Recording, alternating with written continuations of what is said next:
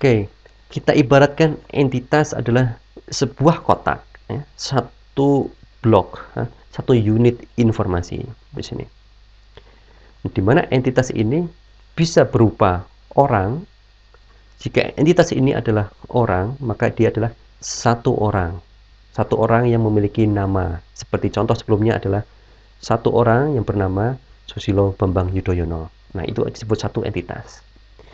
Entitas juga bisa berupa tempat. Ya.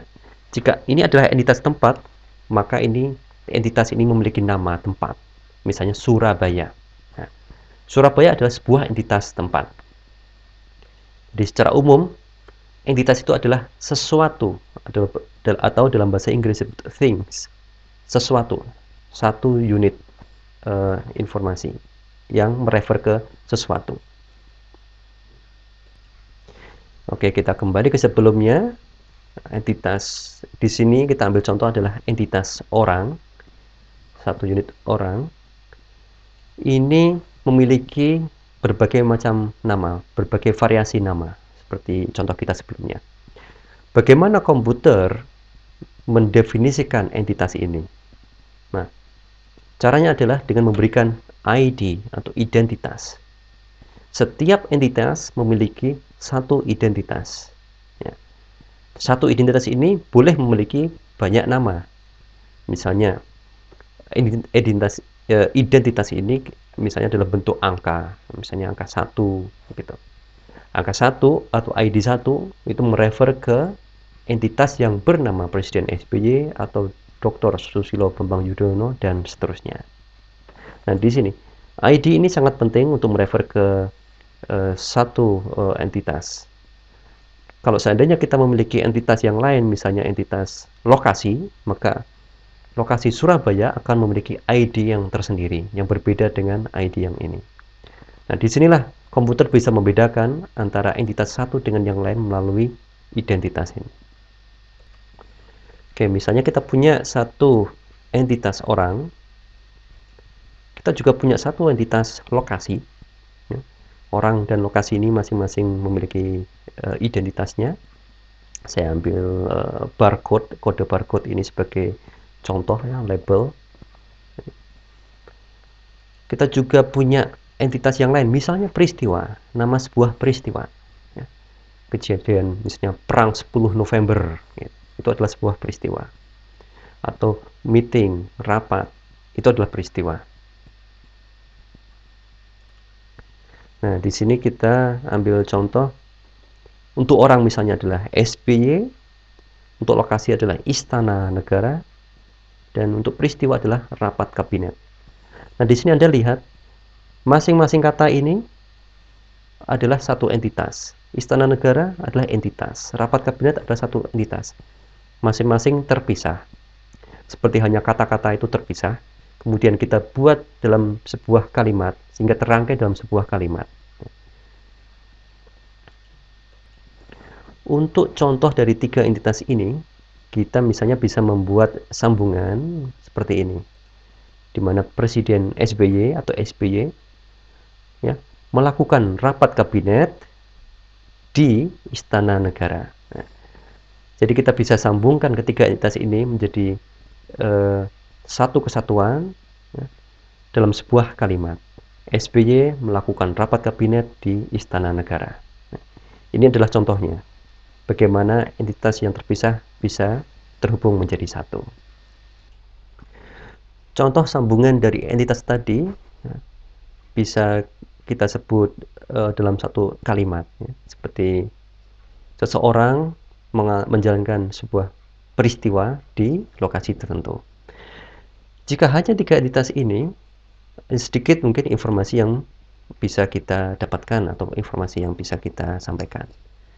Namun, ketika kita misalnya membuat suatu tulisan di blog, bukan hanya satu kalimat yang kita buat, tetapi banyak kalimat. Beberapa kalimat membentuk satu paragraf, dan beberapa paragraf membentuk satu tulisan. Nah, di sini kita memiliki banyak entitas sebetulnya. Entitas-entitas yang ada di internet, yang ada di web itu, kalau dikumpulkan jumlahnya bisa mencapai billion, ya, bisa mencapai triliunan. Nah, Misalnya kita punya entitas yang lain yang kita beri nama organisasi.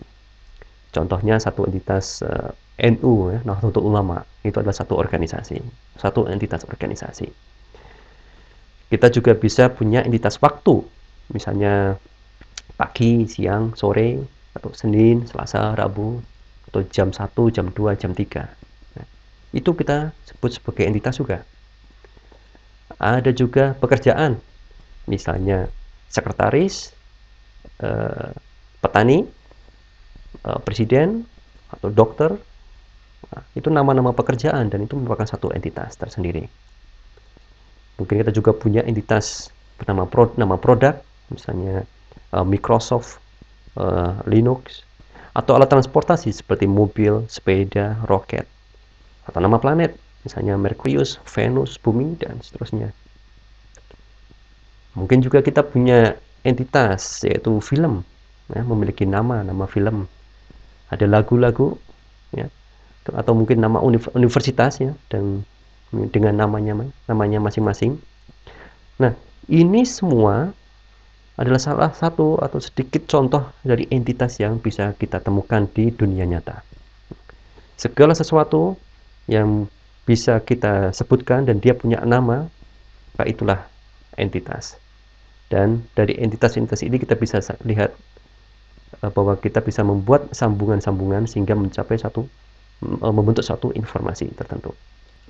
Ya, contohnya seperti ini. Organisasi bisa nyambung dengan orang bisa nyambung dengan sebuah pekerjaan, misalnya seseorang mencari pekerjaan tertentu bisa menghasilkan sebuah produk bisa dikirim menggunakan satu alat transportasi tertentu. Ada alat transportasi roket yang digunakan untuk menuju ke sebuah planet, ya. Produk tertentu diciptakan di sebuah universitas misalnya, dan di dalam sebuah film di setel atau dinyanyikan sebuah lagu. Misalnya ada seseorang yang bermain di film, dan film dimainkan di waktu tertentu, dan sebuah peristiwa terjadi pada sebuah tahun tertentu misalnya. Nah, yang baru saya sampaikan tadi adalah contoh-contoh dalam bentuk kalimat, hubungan-hubungan antar entitas dalam bentuk kalimat. Ya, jadi dengan demikian, setiap kalimat yang ada di dokumen di internet sebetulnya itu mengandung sebuah makna tertentu yang bisa dipahami oleh komputer. Jika komputer bisa memahami ada entitas apa di dalam kalimat itu. Jika kemudian komputer bisa mengumpulkan semua entitas yang ada dan melihat kemungkinan sambungan-sambungan yang ada, maka komputer itu sudah siap untuk menuju ke tahap selanjutnya, yaitu untuk memahami makna. Disitulah komputer itu bisa mendukung yang namanya semantik web. Komputer bisa memahami makna yang ada di web. Nah, sebagai ilustrasi tentang kemampuan sebuah komputer untuk memahami makna ini, misalnya kita punya satu BlackBerry, ini di masa depan, ya, atau sekarang pun juga sudah ada di beberapa aplikasi. Kita misalnya buat sebuah pertanyaan, ya, misalnya kita ingin, ya, mencari restoran di sekitar Jalan Dago Bandung yang menjual, ya, yang jualan ayam bakar taliwang dan ada tempat parkir mobilnya.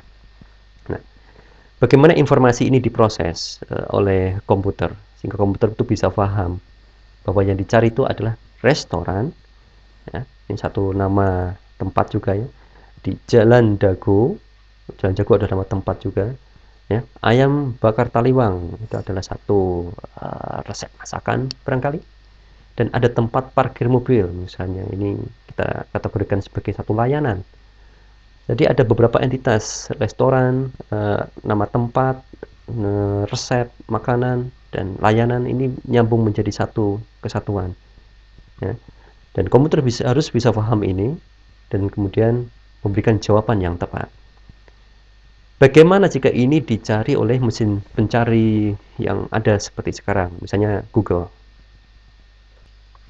Nah, contohnya ini ketika saya ketik kata kunci yang ada di, ya, pertanyaan tadi, ya, Misalnya restoran, Jalan Dago Bandung, jual ayam goreng Talewang, parkir mobil. Ya, saya tulis apa adanya. Karena mesin pencari seperti Google itu mengandalkan kata kunci. Ya paling tidak ada dokumen yang mengandung semua kata kunci ini akan ditampilkan oleh Google. Nah, kita lihat apakah ada dokumen yang ada di web yang mengandung kata kunci ini. Ya, jawaban nomor 1, lokasi jajanan di Jakarta dan Bandung. Ya, lumayan. Ya, di sini mereka jawaban dokumen pertama merefer ke tempat jualan jajanan. Di sini ada ayam Taliwang, kemudian ayam goreng, jalan ayam goreng. Nah, tetapi tidak menunjukkan sebuah tempat di Bandung yang lengkap memiliki menu ayam goreng Taliwang dan parkir mobil. Nah, kita lihat yang berikutnya, tempat makan enak di Bandung juga refer ke sana, bagus. Tetapi di sini restoran Dago Panjawangan contohnya enak banget, sambal terasi dan seterusnya, Minggu mobil plat B banyak banget yang parkir di sana. Nah, ini bisa merefer tetapi masih belum jelas jawabannya. Apakah memberikan layanan parkir di halaman atau mungkin parkirnya di sekitar jalan di sekitar kafe itu atau bagaimana. Jadi kebanyakan informasi yang ada di sini adalah informasi dokumen yang hanya mengandung kata kunci saja. Jadi kita bisa lihat kelemahan dari mesin pencari untuk mencari informasi yang tepat. Yang kita butuhkan sebetulnya bukan dokumen yang lengkap. Kita hanya butuh satu alamat sebuah restoran yang ada di sekitar Jalan Dago Bandung seperti spesifikasi ini.